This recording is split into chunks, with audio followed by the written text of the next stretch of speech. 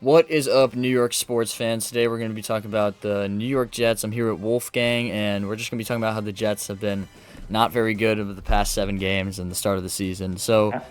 uh, Yeah. yeah, the quarterbacks, Justin Fields has looked absolutely abysmal running wise and passing wise because he hasn't done really anything with his arms or his legs. I don't know. I don't even understand what the problem is there because he coming in for the Steelers for the first 6 starts last year, he looked pretty good. I don't know. And then Tyrod Taylor, he's thrown I think 6 touchdowns and 3 interceptions for the Jets, like over his Jets career, and that's definitely a lot better than Justin Fields has been doing. He needs to be the starter next week for sure.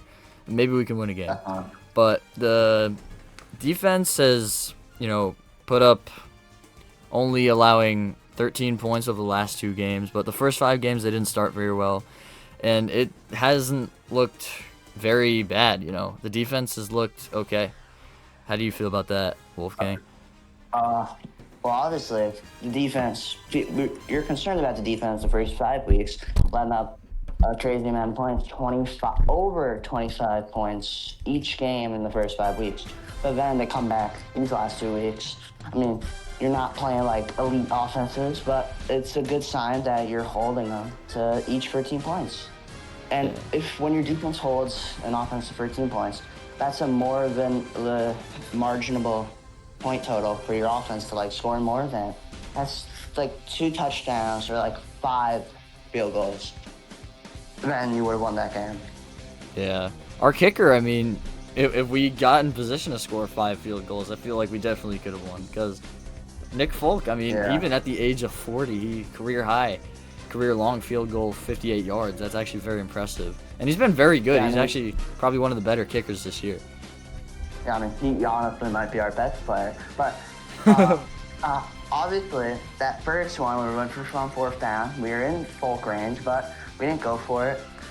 Obviously, if we did go for that field goal, we probably still would have lost by 4 points unless we could have got something done on offense, which with how Field played, probably not going to happen. And I mean, Tyrod did play better, but the 2 picks, those are bad. Yeah. Those are bad. Those are very good plays by the defense. J.C. Horn, though. Yeah, J.C. Horn had his way with Tyrod Taylor today. Yeah. Crazy.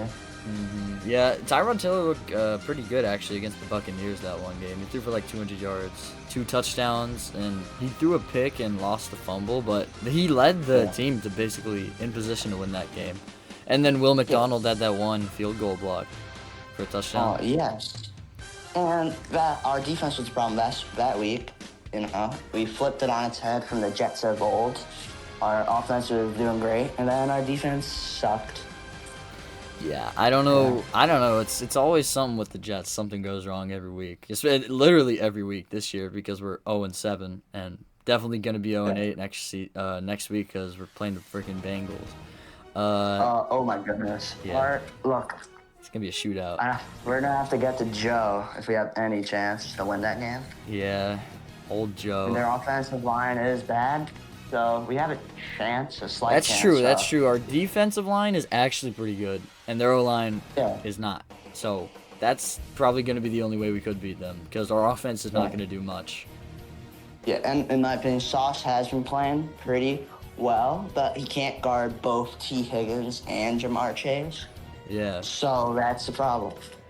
Yeah, so thinking about, not this season, just thinking about the future because, this season's basically over. There's nothing the Jets can do to revive this season.